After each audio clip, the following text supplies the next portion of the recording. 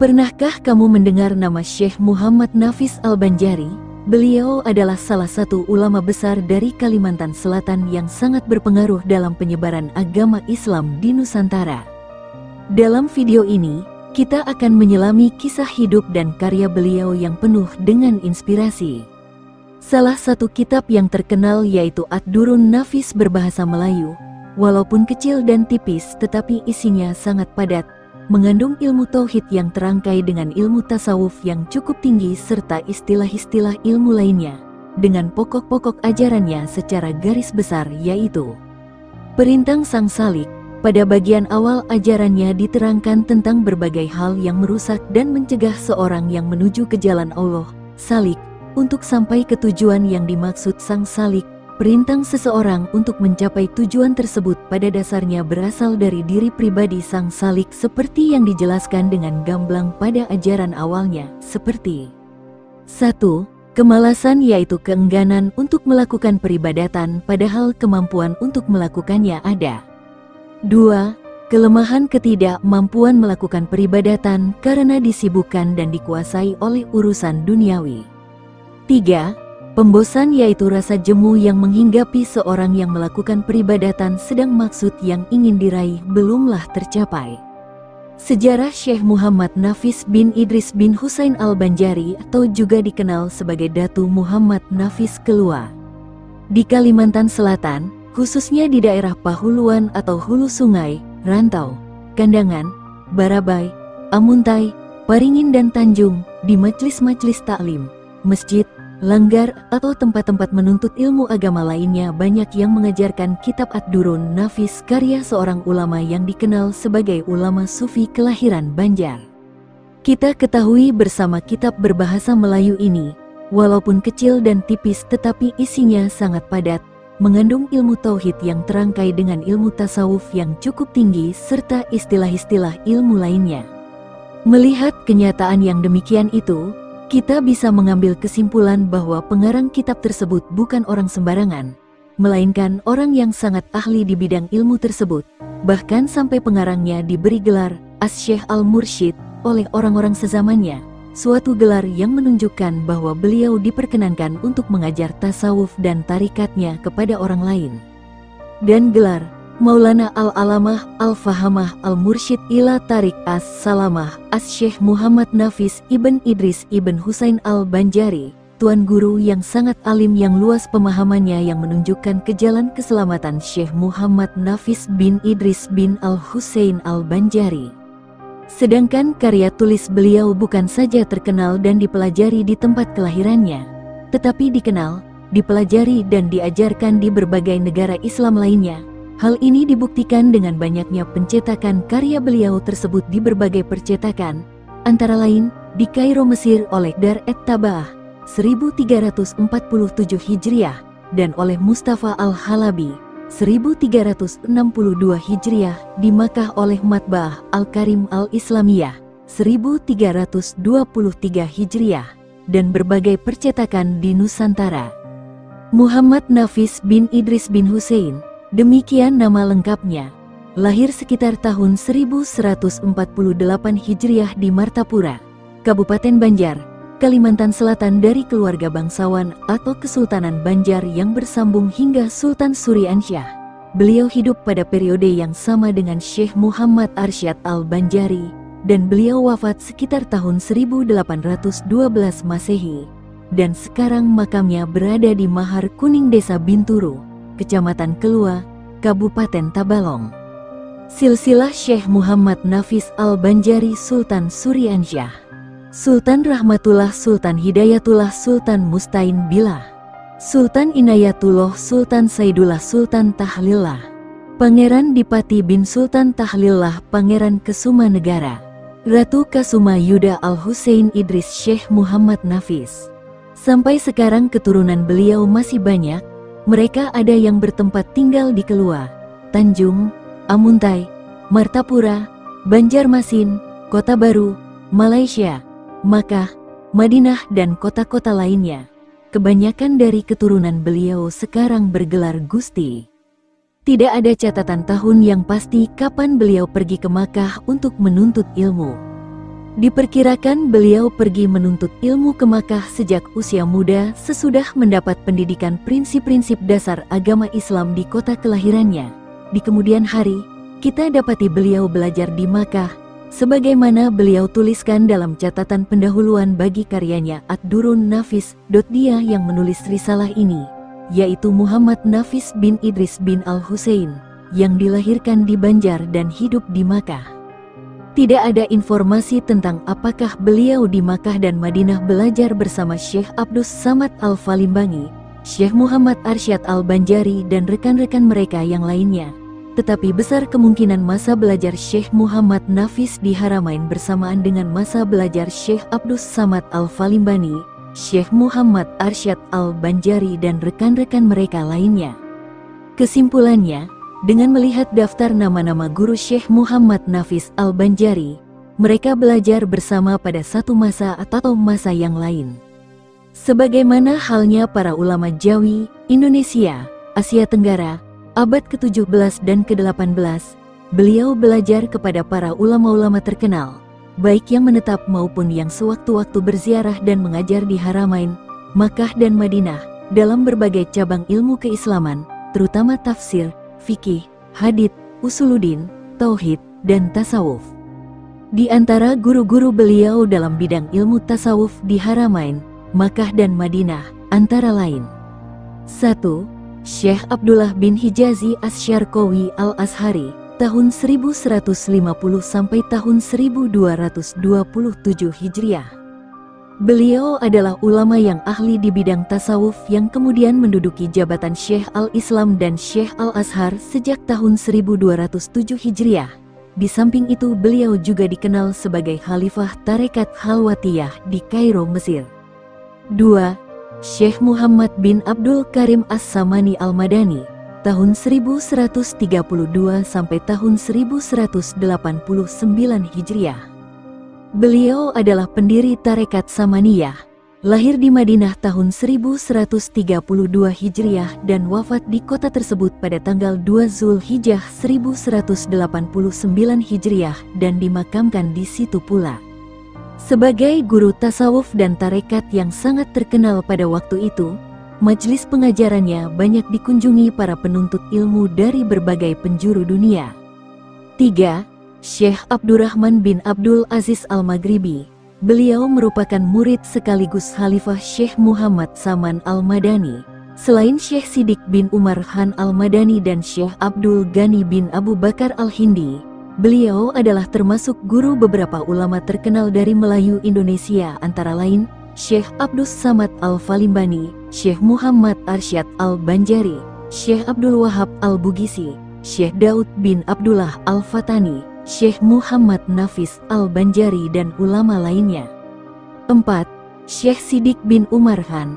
Beliau adalah murid dari Syekh Muhammad Saman Al-Madani dan Syekh Abdul Aziz Al-Maghribi. 5.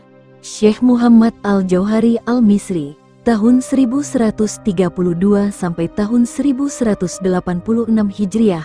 Beliau adalah putra seorang muhadis, ahli hadits Mesir terkemuka Syekh Ahmad bin Al-Hasan bin Abdul Karim bin Yusuf Al-Karimi Al-Khalidi Al-Jauhari Al-Azhari, tahun 1096 sampai tahun 1181 Hijriah.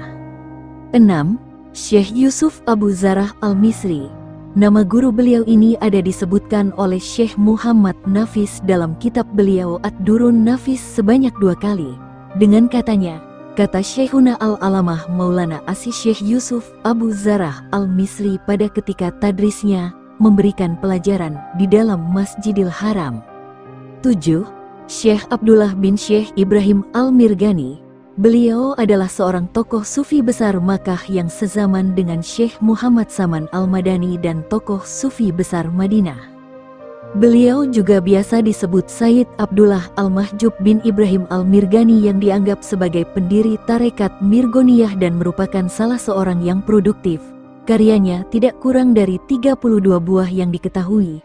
Beliau wafat di Taif pada tahun 1207 Hijriah. Keluarga Al-Mirghani ini banyak melahirkan ulama terkenal. 8. Syekh Abu Fauzi Ibrahim bin Muhammad Al-Rais Al-Zamzami Al-Maki. tahun 1110 sampai tahun 1194 Hijriah, Syekh Ibrahim Al-Zamzami Al-Rais menguasai berbagai ilmu pengetahuan agama. Salah satu keahliannya adalah ilmu falak, astronomi. Karena kegigihannya dalam mempelajari tasawuf, Muhammad Nafis Al-Banjari Ahimya berhasil mencapai gelar Syekh Al-Mursyid, yaitu seorang yang memahami, mengerti, mengamalkan serta mempunyai ilmu yang cukup tentang tasawuf. Gelar yang menunjukkan bahwa beliau diperkenankan untuk mengajar tasawuf dan tarekatnya kepada orang lain. Beliau bukan saja mengajar di tempat kediamannya saja, tetapi beliau juga adalah seorang yang senang berkelana sambil berdakwah. Karena seringnya melakukan dakwah ke pedalaman, beliau hanya sempat mengarang sedikit kitab, sampai sekarang yang terlacak hanya 2 buah kitab, yaitu 1.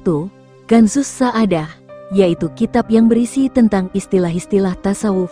Kitab ini belum pernah dicetak, masih berupa manuskrip menurut Hawash Abdullah, pengarang biografi ulama-ulama Melayu yang terkenal. 2. Ad-Durun Nafis, yaitu kitab yang berisi tentang pengesaan perbuatan, nama, sifat dan zat Tuhan. Selesai menulis kitab ini pada waktu Isya yang sudah larut di malam Rabu 27 Muharram tahun Arab Basithah, ketika peredaran matahari berada pada perbintangan kalajengking dari tahun Hijrah. Untuk menulis kitab Ad-Durun Nafis, Syekh Muhammad Nafis di samping menggunakan bahasa yang diperoleh melalui pelajaran lisan dari guru-guru beliau, juga menggunakan literatur sebagai sumber pengambilan, antara lain dapat disebutkan sebagai berikut. 1. Muhammad bin Sulaiman Al-Jazuli, Syarh Dalailul Khairat. 2. Abdullah bin Hijazi Asy-Syarqawi Al-Misri, Syarh Wird Sahar. 3. Abdul Wahab Asy-Sya'rani, Al-Jawahir wa Ad-Durar, Al-Yawaqit wa Al-Jawahir. 4. Muhyiddin Ibnu Arabi, Futuhat Al-Makiyah, Fusuj Al-Hikam. 5. Abdul Ghani An-Nabulusi, Syarh Jawahir An-Nusyush fi Hafi Kalimat Al-Fusuj. 6. Ibnu Atailah As-Sakandari, Al-Hikam. 7. Ibnu Raslan, Matzubat dan Syarh Hikam. 8. Ibnu Abad, Syarh Hikam. 9. Abdul Karim Al-Jili, Al-Insan Al-Kamil. 10. Sidik Ibnu Umar, Syarah Qasidah Ainiyah. 11. Sayyid Mustafa Ibnu Kamaluddin Al-Bakri, Wird Sahar. 12. Muhammad bin Abdul Karim As-Samani, Al-Manhat Al-Muhammadiyah, Igosat Al-Lahfan, Unwan Al-Jalwah fi Syan Al-Halwa. 13. Abu Hamid Al-Ghazali, Ihya Ulumiddin, Minhaj Al-Abidin. 14. Abdullah bin Ibrahim Mirgani, Mulahas Mukhtasar Al-Tuhfah Al-Mursalah. 15. Abdul Karim Al-Kusyairi, Risolat Al-Kusyairiyah. Salah seorang ulama keturunan dari Syekh Muhammad Arsyad Al-Banjari yang bernama Syekh Abdurrahman Sidik Sapat, Mufti Indragiri Tambilahan, Sumatera, ada menulis sebuah risalah yang bernama Risalah Amal Marifat yang hampir serupa, baik isi, bahasa serta sebagian susunan kalimatnya. Juga terdapat kitab yang memberikan penjelasan serupa dengan yang terdapat pada kitab Ad-Durun Nafis, yaitu kitab Kasiful Asrar yang diberikan penjelasan lebih luas lagi dalam kitab Tanwirul Anwar yang dikarang oleh seorang ulama dari Minangkabau. Kitab Ad-Durun Nafis yang pada mulanya dikarang hanya memenuhi permintaan kawan-kawan, namun pada akhirnya banyak diminati dan tersebar luas ke pelosok Nusantara, bahkan sampai ke negara-negara di Timur Tengah dan Asia Tenggara, seperti Mesir, Makkah, Madinah, Thailand, Singapura, Malaysia. Ini terbukti dari banyaknya percetakan di negara-negara tersebut yang mencetak, menerbitkan dan memperbanyak kitab tersebut. Kitab ini pula lah yang membuat nama beliau menjadi harum. Kitab yang berbahasa Melayu ini walaupun kitab yang kecil dan tipis, tetapi isinya sangat padat, kadang-kadang pelik dan sulit. Yaitu berisi ajaran tauhid yang teranyam dengan ilmu tasawuf yang tinggi, yang menjelaskan tentang keesaan Allah dari segi zat, sifat, asma dan afal. Tujuannya untuk melepaskan diri dari syirik khafi, ujub dan riya. Tetapi Kitab ini tidak bisa dipelajari oleh sembarang orang, kecuali orang yang sudah mantap ilmu fikih, tauhid, dan makrifatnya atau melalui bimbingan seorang guru yang mursyid. Menurut seorang yang kasyaf mengatakan bahwa kitab Ad-Durrun Nafis berisi bagian dari ilmu para wali Allah. Barang siapa mempelajarinya, maka ia akan dicatat oleh para wali sebagai bagian dari mereka. Ini merupakan salah satu dari karamah, kemuliaan atau keistimewaan penyusunnya Syekh Muhammad Nafis Al-Banjari. Kita menyadari bahwa banyak tentunya yang kurang bahkan tidak sependapat dengan ajaran yang tercantum dalam kitab karangan beliau Ad-Durrun Nafis. Tetapi di pihak lain tidak sedikit pula, malah mungkin lebih banyak, yang dapat menerima dan mengakuinya sebagai suatu ilmu yang sah menurut faham Ahlus Sunnah wal Jamaah. Karena sebagaimana kita ketahui bahwa kitab Ad-Durrun Nafis ini tidak saja diajarkan dan diterbitkan di dalam negeri ini saja, tetapi sampai sekarang kitab ini terus-menerus dicetak ulang oleh penerbitan kitab di berbagai negara Islam lainnya, seperti di Kairo, Mesir, Makkah, Singapura, dan di Nusantara sendiri. Syekh Muhammad Nafis Al-Banjari bukan saja sebagai seorang sufi, tetapi beliau juga adalah seorang penganut dan penganjur jihad yang merupakan ciri utama neosufisme, tasawuf pemahaman baru. Karena itu, pemerintah Belanda melarang masyarakat membaca kitab Ad-Durrun Nafis, karena khawatir kitab tersebut dapat mendorong masyarakat melakukan jihad melawan penjajah. Menyadari bahaya yang akan ditimbulkan oleh pemahaman jihad yang ada tercantum di dalam kitab Ad-Durrun Nafis, Belanda kemudian melancarkan siasat buruknya untuk membendung masyarakat agar jangan membaca kitab tersebut. Maka Belanda mengadakan propaganda pengharaman untuk membaca dan mempelajari ajaran-ajaran tasawuf yang termuat dalam kitab tersebut dengan menggaet beberapa ulama yang tidak sefaham dengan ajaran yang ada dalam kitab tersebut.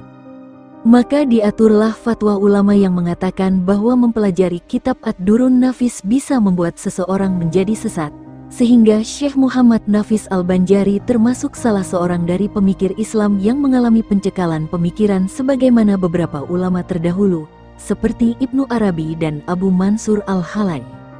Syekh Muhammad Nafis Al-Banjari, seperti kebanyakan ulama Melayu Indonesia lainnya, mengikut mazhab Syafi'i pada fikih dan Asariyah pada ilmu tauhid, juga menggabungkan diri dengan tarekat Qadiriyah, Syatariyah, Samaniyah, Naqsyabandiyah, dan Halwatiyah.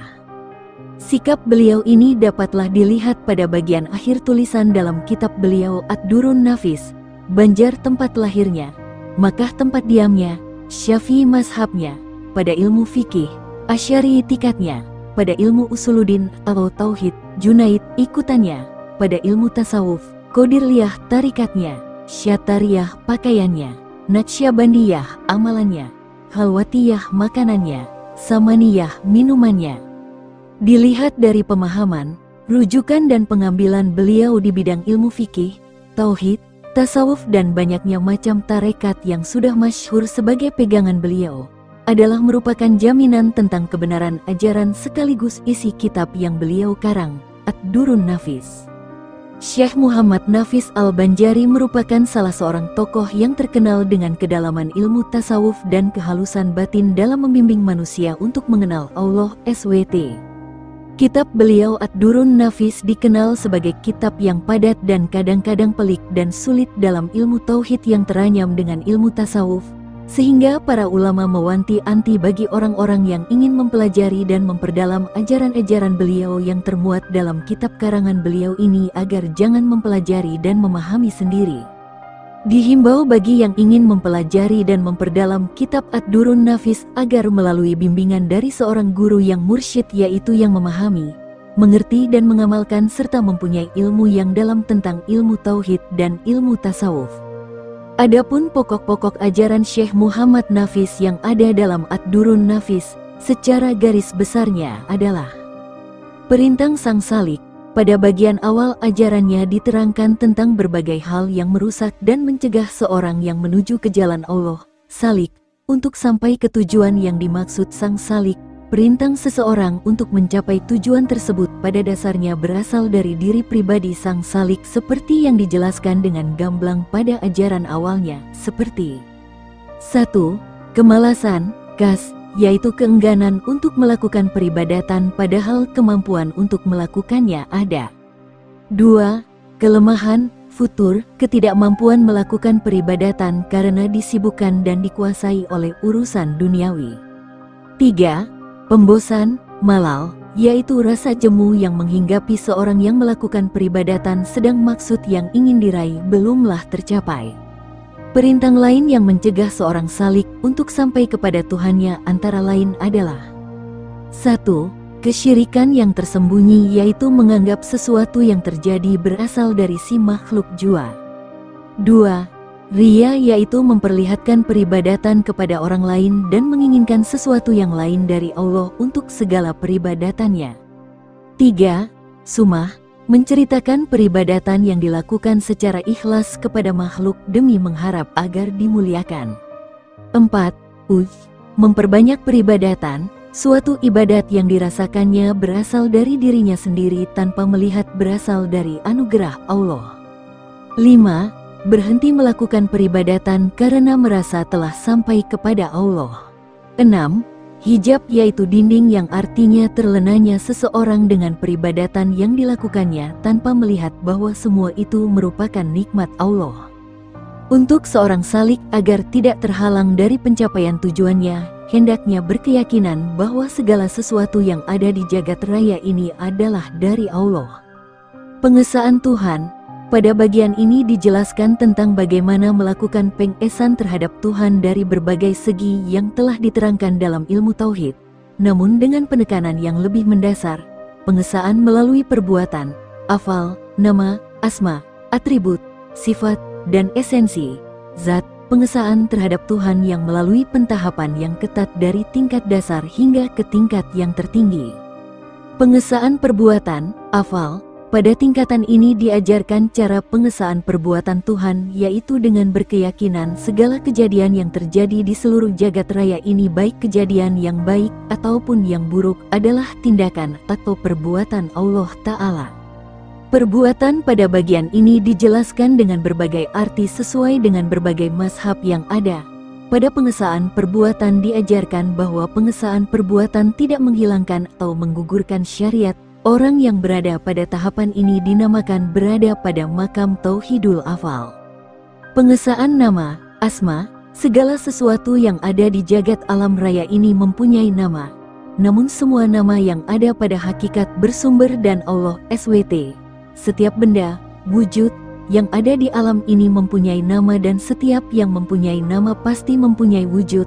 Dalam hakikat yang wujud hanyalah Allah SWT. Dengan berkeyakinan segala nama yang terdapat di alam ini berasal dari nama Allah SWT, seorang salik akan berada di tahapan makam tauhidul asma, pengesaan nama Tuhan. Pengesaan atribut, sifat, segala sifat yang ada dalam segala makhluk adalah merupakan penampakan, mazhar, dari sifat Tuhan. Seorang salik akan selalu mencoba untuk memantapkan keyakinan bahwa semua sifat di alam raya ini merupakan penampakan sifat Tuhan dan menghilangkan sifat diri pribadinya. Tak dirasakan lagi pada dirinya sifat pengetahuan, kemampuan, kehidupan ataupun kekuasaan. Yang terasa hanyalah pengetahuan, kemampuan, kehidupan ataupun kekuasaan Tuhan saja. Pada tahap ini seorang salik mencapai tahap berada pada sifat Allah yang menimbulkan perasaan bahwa segala sifat yang ada dalam diri merupakan sifat Allah. Pada keadaan demikian Allah akan memberitahukan kepada orang yang telah mencapai tingkat ini tentang segala rahasia sifat Tuhan yang mulia. Pengesaan esensi, zat, pada tahap ini adalah pencapaian akhir seorang salik yang pada tingkat ini seorang sufi tidak akan melihat lagi satu wujud pun dan yang terlihat hanyalah wujud Allah. Wujud selain Allah adalah fana atau binasa di dalam wujud Allah. Kisah hidup Syekh Muhammad Nafis Al-Banjari dapat menjadi inspirasi bagi kita semua. Beliau mengajarkan kita tentang pentingnya ilmu agama, keteguhan dalam berdakwah, dan pengabdian diri untuk menyebarkan kebaikan. Mari kita jadikan kisah beliau sebagai motivasi untuk terus belajar dan menyebarkan ilmu agama, serta berkontribusi positif bagi masyarakat. Terima kasih sudah menonton video ini. Jangan lupa untuk subscribe channel ini dan bagikan video ini kepada teman-temanmu.